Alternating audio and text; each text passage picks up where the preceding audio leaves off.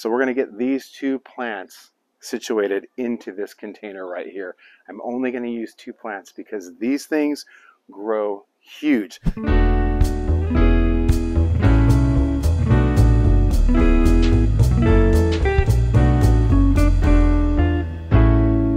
Sometimes if you're like me, we have a lot of different flowers that we get excited about planting, and we end up having many flowers and a lot of green for sure.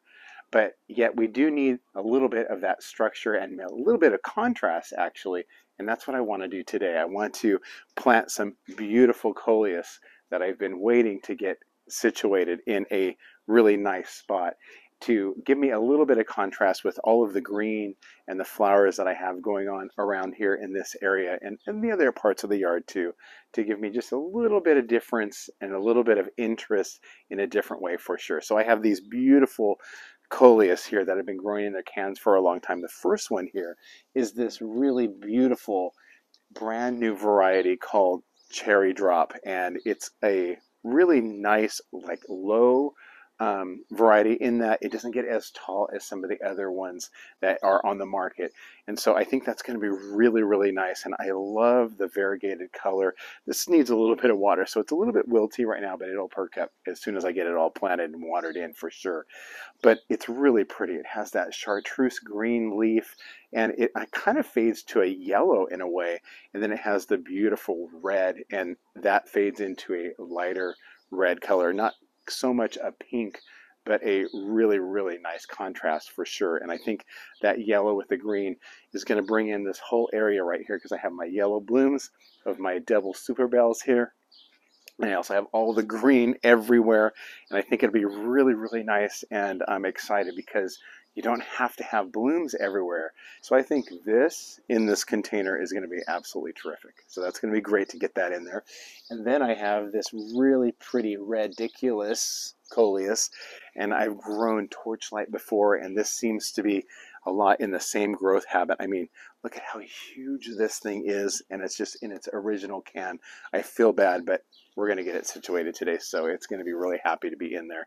But the leaves are really beautiful. It's almost like a burgundy, and I think this with the Cherry Drop is going to be absolutely stunning in this container.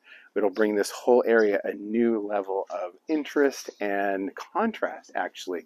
Beautiful. I've been dying to try this one for a long time. So we're going to get that planted in here, but I'm going to run the drip to underneath through the drain, one of the drainage holes. I'm going to lift it up onto the little risers that I have. These, I've been using these for a long time. These are terracotta risers that I picked up from Lowe's, and so I'm going to raise this thing up on there so I can run the drip underneath, and it also helps with drainage. And so that's going to be great. So I'm going to get this planted. So we're going to get these two plants situated into this container right here. I'm only going to use two plants because these things grow huge.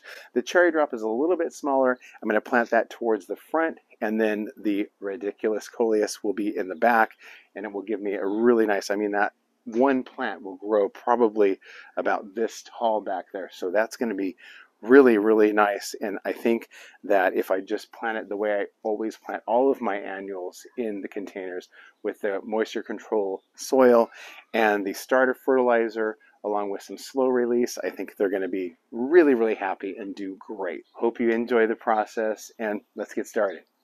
Okay, so I got it up on its pedestal feet right there, those little terracotta risers, which is really nice, lifting it off the ground. And this container is made of a composite material, and it had one drainage hole, and I really need to have more than one drainage hole in here to make sure that it doesn't get clogged, especially with the drip irrigation line running through. So I drilled an additional 2 holes in here, and that's what I'm going to fish this through. And then after I do that, I'm going to add the soil, and it's going to be pretty easy. So let's go ahead and fish it through. All right. So that'll be perfect because I can use this end to run the drip on top, and this end will connect to my pre-existing drip irrigation line that's right back here. All I have to do is tie into that with a T connector, and that's it. So I'm going to add the soil now, and it's going to be super simple. The really nice thing about having my containers and my hanging baskets on drip irrigation is that when we go on vacation, which we will be very soon, I don't have to worry about things drying out, especially when it gets really hot around here in the summertime. I know that every day or whatever I set my irrigation to, it will get its water and they're not going to be dead when I come back, because things that are in containers notoriously, they dry out faster than things that we have in the ground, as a lot of you know, I'm sure. So that kind of gives me peace of mind, and knowing that I'm not going to have to really worry about it other than making sure that I give some water-soluble fertilizer here and there to those containers. That's all I really need to worry about. So it really does give peace of mind that's taken care of.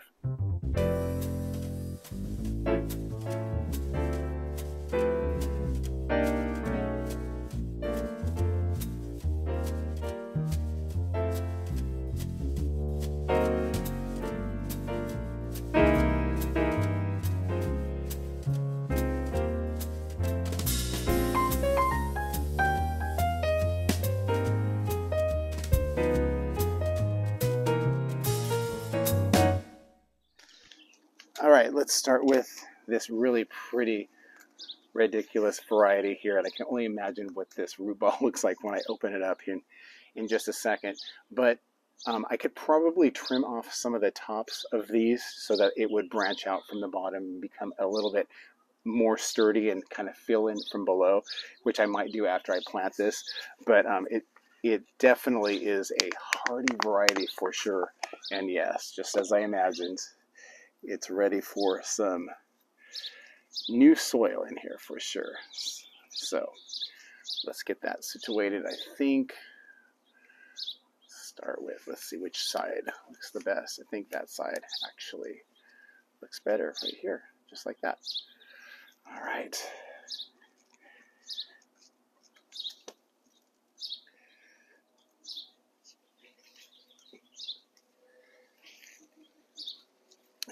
Just like that.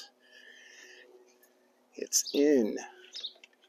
And for me, this is a little bit different because I usually plant these containers up with a lot of different annuals. But since these are going to be huge when they, get completely established, they already are big.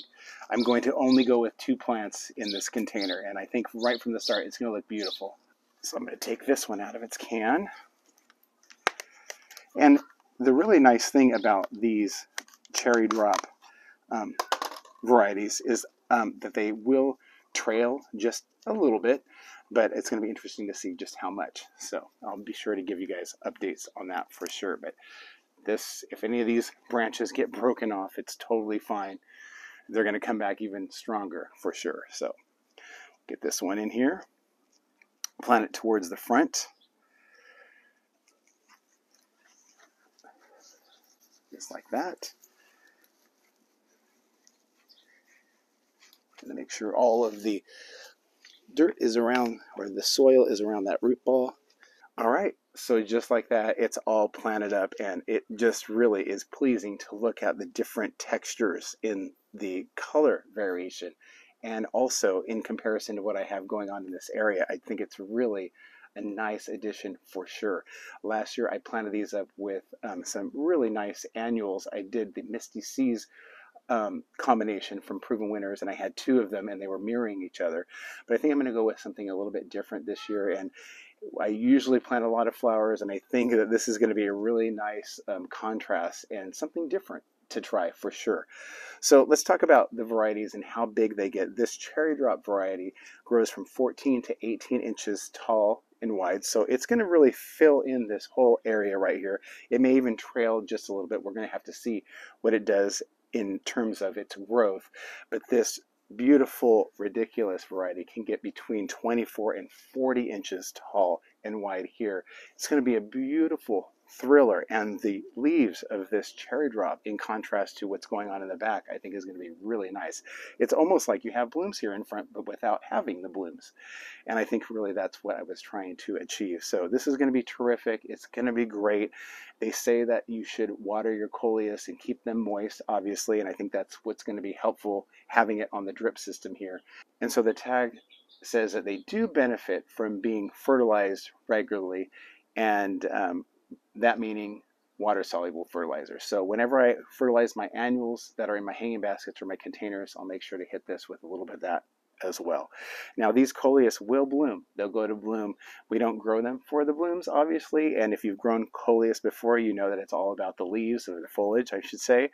And I think if it does start to go to bloom, then I'll just snip those off because, you know, they're not necessary, and it will encourage it to grow a lot more full and dense, and hopefully we'll be in for a long season of beautiful foliage in this spot. So thanks guys so much for joining us today.